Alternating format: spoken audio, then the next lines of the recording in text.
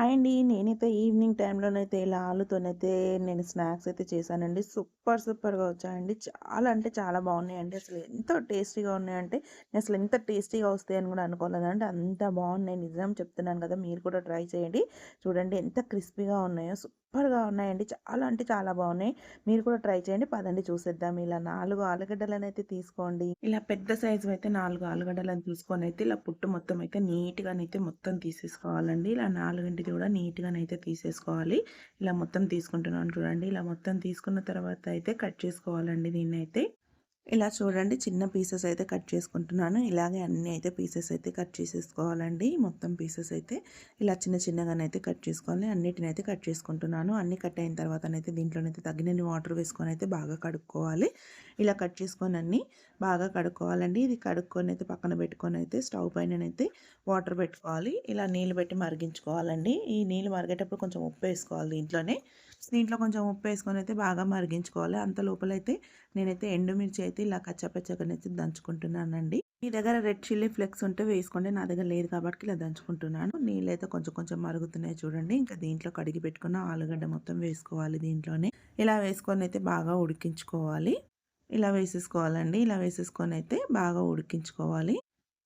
బాగా ఉడుకుతున్నాయి చూడండి. ఇలా అయితే ఉడికించుకోవాలి. లేదా ఇంకనైతే ఉడకలేదండి. ఇప్పుడైతే చూద్దాము. ఇంకొద్దిసేపు అయితే ఉడికిద్దాం ఒక 5 మినిట్స్. ఇప్పుడైతే చూసుకుందాము ఉడికిందా లేదా అని. ఒక స్పూన్‌తోనైతే ఇలా చేస్తే చూడండి మెత్తగానైతే ఉడికిపోయింది. ఇంకా స్టవ్ అయితే ఆఫ్ చేసుకుందాము. ఇలా స్టవ్ ఆఫ్ చేసుకున్న తర్వాత వాటర్ అయితే మొత్తం ఒక జాలి దాంట్లోనైతే వేసుకుంటున్నానండి. ఇలా వేసుకొని అయితే వాటర్ మొత్తం పోయే వరకు అయితే ఉంచుకోవాలి. వాటర్ అంతా వెళ్ళిపోయిన తర్వాత చల్లగా అయిపోతాయి అప్పటి వరకు. ఇంకా అంతవరకు అయితే మిక్సీ జార్లోనైతే ఒక కప్పు అటుకులు అయితే తీసుకుందాము. పౌడర్ చేసుకోవాలి అటుకులని. ఇలా మొత్తం మెత్తగా పౌడర్ అయితే చేసేసుకుందాం.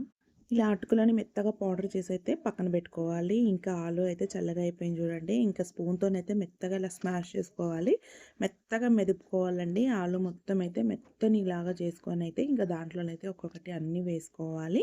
ఇక దీంట్లోనే తగినంత ఉప్పు అయితే వేసుకుంటున్నాను. ఎందుకంటే మనం బాయిల్ చేసిన దాంట్లో కొంచెం వేసాం కాబట్టి చూసేసుకోండి.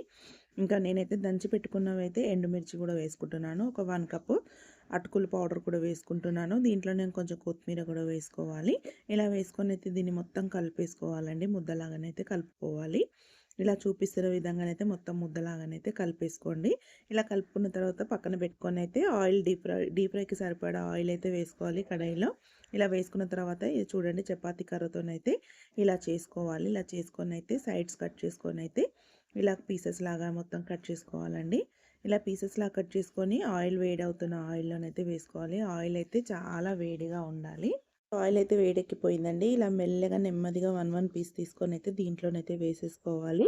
ఇలా నెమ్మదిగా ఒక్కొక్క పీస్ అన్నీ వేసేసుకోవాలండి. వేసేసుకొని అయితే డీప్ ఫ్రై అయితే చేసేసుకోవాలి.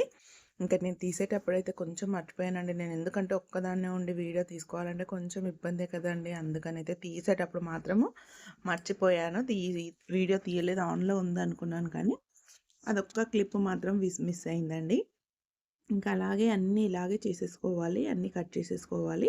ఇలాగే కట్ చేసుకొని అయితే డీప్ ఫ్రై అయితే చేసేసుకోవాలండి. సూపర్‌గా ఉంటాయి. నేను కూడా అసలు ఇంత బాగా కుదురుతదని అయితే అనుకోలేదండి. కానీ చాలా అంటే చాలా బాగా వచ్చాయండి. సూపర్ టేస్టీగా వచ్చాయి. అసలు నేను అనుకోలేదు చెప్తున్నాను గదా!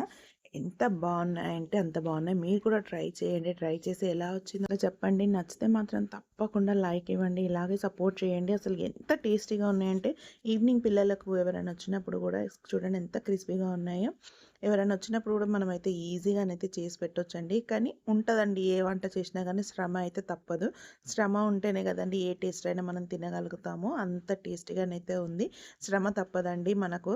ఏది చేసినా కానీ శ్రమనైతే అందులో తప్పకుండా ఉంటుంది. నచ్చితే మాత్రం తప్పకుండా ఒక లైక్ ఇవ్వండి. నా ఛానల్ ఎవరైనా ఫస్ట్ టైం చూస్తున్నట్టయితే సబ్స్క్రైబ్ చేసుకోండి.